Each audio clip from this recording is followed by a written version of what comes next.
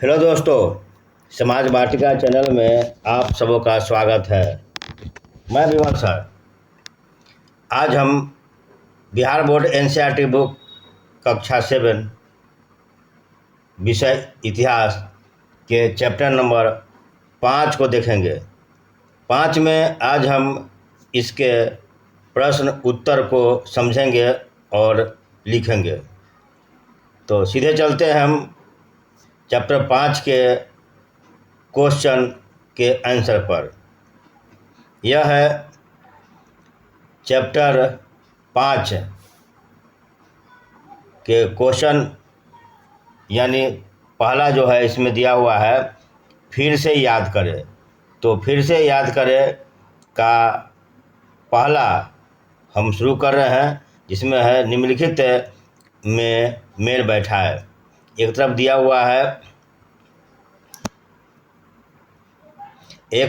हुआ है गढ़, टाड़ा, श्रमिक, कुल, शिव सिंह और दुर्गावती। उधर दिया हुआ है खेल, चौरासी, कारवां, गढ़ कटंगा, अहोम राज और पाइक। तो इन दोनों को सुमेल करना है। तो चलिए सुमेल करते हैं। गढ़ को मिलाएंगे गढ़ को मिलाएंगे 84 से। गढ़ को 84 से। उसके अलावा टाडा को कारवां से मिलाएंगे। श्रमिक को मिलाएंगे पाइक से मिलाएंगे। उसके बाद कुल को मिलाएंगे खेल से मिलाएंगे। उसके बाद शिव सिंह को मिलाएंगे अहोम राज से। और दुर्गावती को मिलाएंगे गढ़ कटंगा से। तो यह हमारा प्रश्न नंबर 1 पूरा हो गया। सभी जो है सुमेल बैठ गए। अब आगे चलते हैं प्रश्न नंबर 2। प्रश्न नंबर 2 में है रिक्त स्थानों की पूर्ति करें। चलिए, इसमें है पहला, वर्णों के भीतर पैदा होती नई जातियां कहलाती है। तो इसमें लिखाएगा श्रेणियां।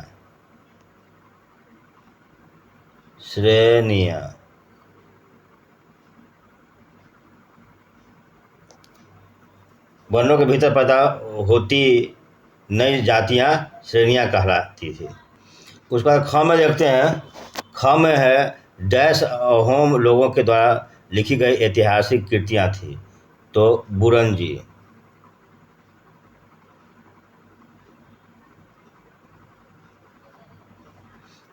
होगा।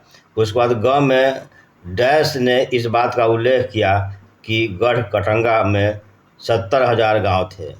इसमें होगा अकबरनामा। ग में अकबरनामा।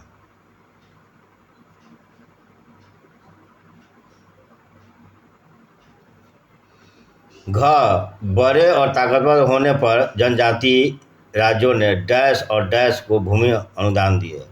इसमें होगा पहला में मंदिरों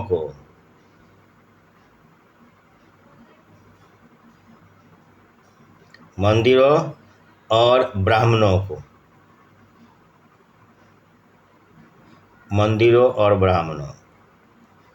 अब चलते हैं 3 में, सही या गलत बताएं।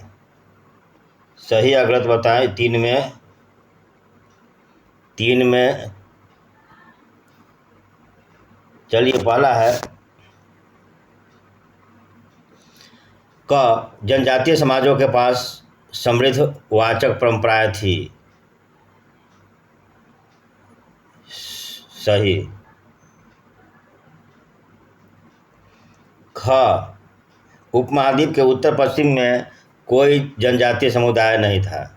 था, यह गलत। ग गोंड राज्यों में अनेक नगरों को मिलाकर 184 बनता था, गलत। भील उपमहाद्वीप के पूर्वी उत्तर पूर्वी भाग में रहते थे, ये भी गलत। तो सही गलत वाला क्वेश्चन पूरा हो गया। अब चलते हैं क्वेश्चन नंबर 4 पर। खानाबदोश पशुचारों को और एक जगह बसे हुए खेतिहरों के बीच किस तरह का विनिमय होता था? तो चलिए इसके प्रश्न पर देखते हैं आगे।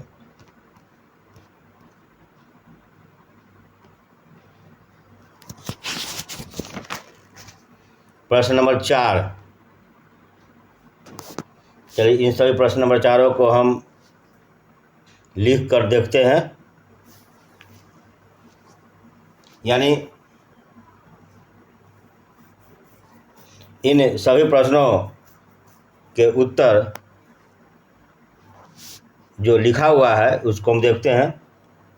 प्रश्न नंबर 4।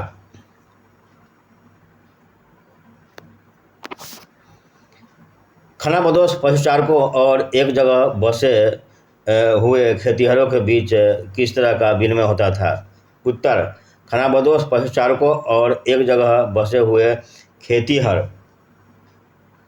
खेतिहरों के बीच मुख्य रूप से वस्तु विनिमय होता था। पशुचारक अपने पशुओं से प्राप्त दूध, घी, ऊन खेतिहरों को देते थे और बदले में खेतिहर भी उन्हें अनाज, फल, बर्तन, कपड़े इत्यादि देते थे। आइए समझें। प्रश्न नंबर 5। अहोम राज्य का प्रशासन कैसे संगठित था? उत्तर, अहोम राज्य का प्रशासन केंद्रीकृत और विकेंद्रीकृत दोनों प्रणाली का मिलाजुला रूप था। यह कुलों एवं पाइक प्रणाली पर आधारित था, जिसमें सभी वयस्क पुरुष राज्य के लिए सेवा करते थे। राजा के अलावे मंत्री परिषद एवं उच्च अधिकारी होते थे। स्थानीय स्वशासन के लिए ग्राम परिषदें होती थी। आगे क्वेश्चन नंबर 6। वर्ण आधारित समाज में क्या परिवर्तन आए? उत्तर, वर्ण आधारित समाज में निम्नलिखित परिवर्तन आए। 1. जातियों का उदय। समय के साथ समाज में अनेक जरूरतें बढ़ने लगी, जिससे अनेक छोटी छोटी जातियों का उदय हुआ। 2. जनजातियों को जाति का दर्जा। कई जातियों और सामाजिक समूहों को भी जाति आधारित समाज में शामिल कर लिया गया और उन्हें जाति का दर्जा प्रदान किया गया। 2. शिल्पकारों को भी जाति के रूप में मान्यता प्रदान की गई। 4. जाति सामाजिक संगठन का आधार बना। 5.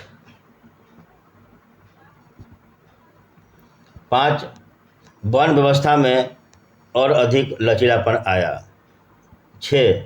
वैश्यों और शूद्रों के बीच का अंतर कम हुआ और समानता की बढ़ोतरी हुई। 7. वर्णों के बजाय जाति समाज के संगठन का आधार बना। प्रश्न 7। एक समाज के रूप में संगठित हो जाने के बाद जनजातीय समाज कैसे बदला? उत्तर, एक समाज के रूप में संगठित हो जाने के बाद जनजातीय समाज निम्न प्रकार से बदला।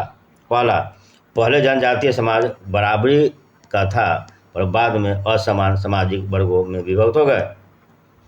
2. प्रमुख जनजातीय परिवार शासक वर्ग में शामिल हो गए तथा बहुसंख्यक जनजातीय आबादी समाज की छोटी छोटी जातियों में शामिल हो गए। 3. कई जनजातीय राजाओं से ब्राह्मण लोग अनुदान में भूमि प्राप्त कर बहुत शक्तिशाली हो गए। 4. जनजातीय लोग बाद में हिंदू धर्म अपना लिया। 5. अहोम जैसी कई जनजातियां बहुत शक्तिशाली हो गए। आइए विचार करें। प्रश्न 8, क्या बंजारे लोग अर्थव्यवस्था के लिए महत्वपूर्ण थे? उत्तर, हाँ, बंजारे लोग अर्थव्यवस्था के लिए काफ़ी महत्वपूर्ण थे, क्योंकि वे एक खानाबदोश व्यापारी समुदाय थे जो लंबी दूरी तक अनाज, कपड़ा, नमक, बर्तन, फलों के अलावा दूध, घी, ऊन इत्यादि आवश्यक सामानों का विनिमय करते थे, जिससे शहरों एवं बाजारों तक आवश्यक वस्तुएं पहुंच जाते थे। सुल्तान अलाउद्दीन खिलजी एवं सम्राट जहांगीर ने भी अनाजों एवं अन्य सामानों के विनिमय के लिए बंजारों का इस्तेमाल करते थे। प्रश्न 9, गोंड लोगों का इतिहास अहोमों के इतिहास से किन मायने में भिन्न था? क्या कोई समानता भी थी? उत्तर, गोंड एवं अहोमों के इतिहास में भिन्नता। पहले भिन्नता देखते हैं, उसके बाद तब समानता को देखेंगे। 1,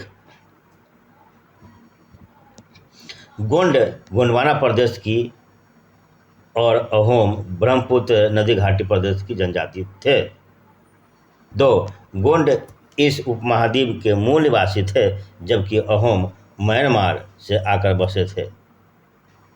3, गोंड आग्नेयास्त्रों का प्रयोग नहीं जानते थे, जबकि अहोम बारूद एवं तोप के निर्माण में सक्षम थे। 4, गोंड स्थानांतरित कृषि करते थे, जबकि अहोम नहीं। 5, गोंड का राज्य अहोम से बड़ा था। आगे है 6, गोंड राज्य मुगल राज्य से मिल गया था, लेकिन अहोम नहीं।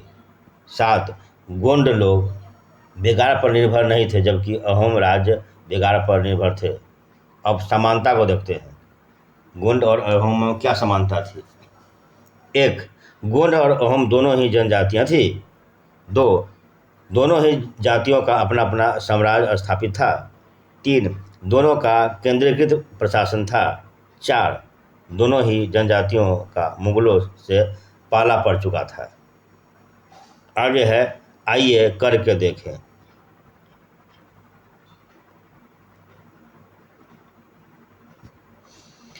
प्रश्न संख्या 10, एक मानचित्र पर इस अध्याय में उल्लेखित जनजातियों के इलाकों को चिन्हित करें।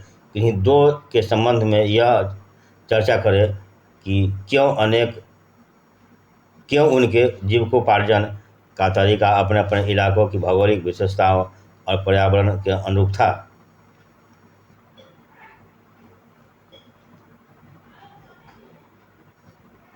उत्तर, इस अध्याय में जो मानचित्र दिए गए हैं उनमें जनजातियों के इलाकों को दिखाया गया है, जिसे देखकर चिन्हित कर लेना है या चिन्हित कर ले।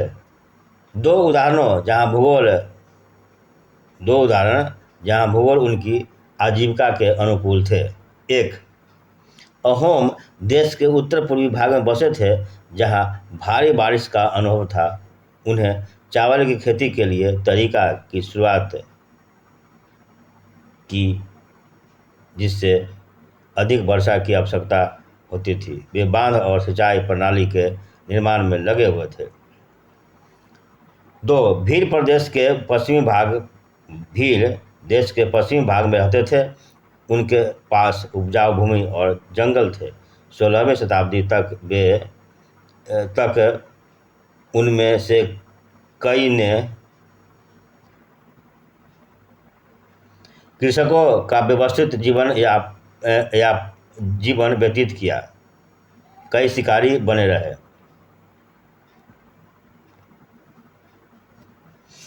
प्रश्न 11, जनजातीय समूह के संबंध में मौजूदा सरकारी नीतियों का पता लगाएं और उनके बारे में एक बहस का आयोजन करें। उत्तर, जनजातीय समूह के संबंध में मौजूदा सरकारी नीतियां निम्नलिखित है। 1, आदिवासी क्षेत्रों में शिक्षा का प्रसार हो रहा है, ठीक है। 2, सड़क, पानी, बिजली जैसी सुविधाएं बढ़ाई जा रही है। 3, सरकार आदिवासी समाज के समूह के उत्थान के लिए पहल कर रही है। सरकार ने उनके लिए सरकारी नौकरियों में आरक्षण लागू कर दिया गया है। और 4, सरकार उनकी सांस्कृतिक एवं सामाजिक परंपराओं की रक्षा के लिए दृढ़ संकल्पित है। और 5वां में दिया हुआ है, सरकार इन सभी नीतियों से आदिवासी को अनेक प्रकार से लाभ पहुंचा रहे हैं। वे अब समाज की मुख्य धारा से जुड़ रहे हैं।